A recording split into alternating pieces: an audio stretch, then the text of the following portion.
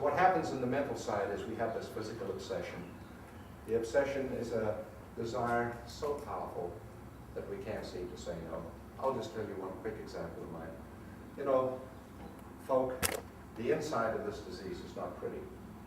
I came to the ministry totally surrendered, totally wanting to serve the Lord, serve the people, serve the church. As far as I could tell, with no ulterior motives at all. And there's one PhD Christian guy who was a PhD in engineering from MIT described his alcoholism. He said, this disease eats you slowly out from the inside. It destroys your morals, your ethics, everything you've stood for. He said, for me, it's like going down to the ocean at low tide, picking up a big stick, going to the water's edge, and I draw a line in the sand. And I say, that's who I am.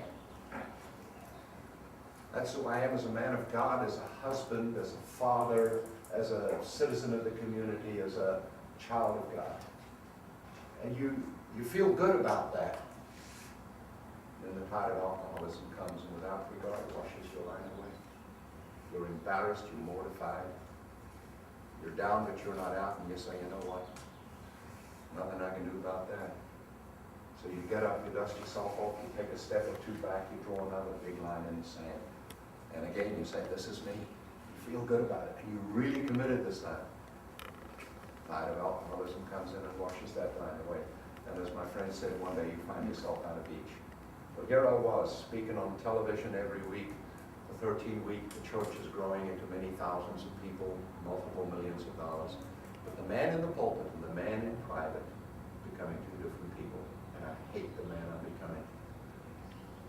When I read Scripture, I prayed about it a lot, and I'd asked God a lot, but I read Scripture that in really desperate times, people of God took desperate measures, and I took a desperate measure. I went and spent a full day in the woods.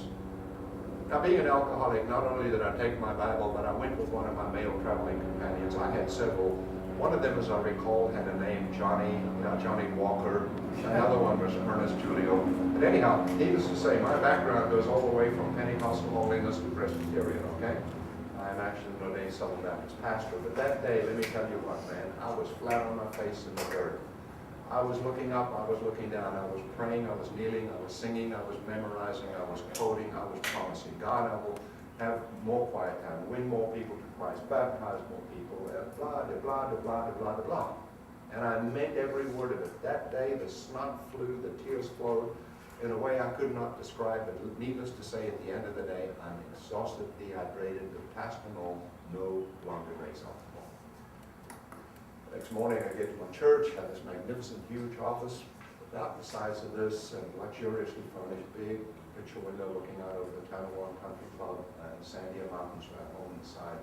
About noon, I think it's a study day, I'll go home and study without interruption. I have a lovely office in my home. I get in my car. As the car goes up Montgomery and comes to Eubank, the thought comes, wow, a couple of drinks would be nice in the study. The wheels of my car turned toward the liquor store, and I began to physically punch the dashboard of my car in outrage, screaming out to God, what's wrong with me? What is wrong with me? I seem to have more sense when I'm drunk than when I'm sober. Because yesterday I'm drunk in the woods, and I'm begging you, the stuff is killing me. Today I'm stone cold sober, and I'm heading to the liquor store, and there's nothing I can do to stop it. The only way I can describe this to you folks, the only way, it must be similar to the feeling that the fish gets the moment after he chomps on the bait and the hook is set, and the fish realizes what's happened, and he fights and he swims with every bit of energy in him. But inch by inch, he's going where he doesn't want to go, and he's going to end up eating lunch. That's the obsession that gets a hold of us. And the obsession comes with this idea, you know, I see normal people. She can take a drink and he can take a drink and they don't get in trouble. And if they can do it, why not me? I'm strong-willed, I'm intelligent, I'm determined. I can set my mind to anything in life and accomplish it. Why not me? And with that crazy thought, I pick it up and I put it in my body and off I go again.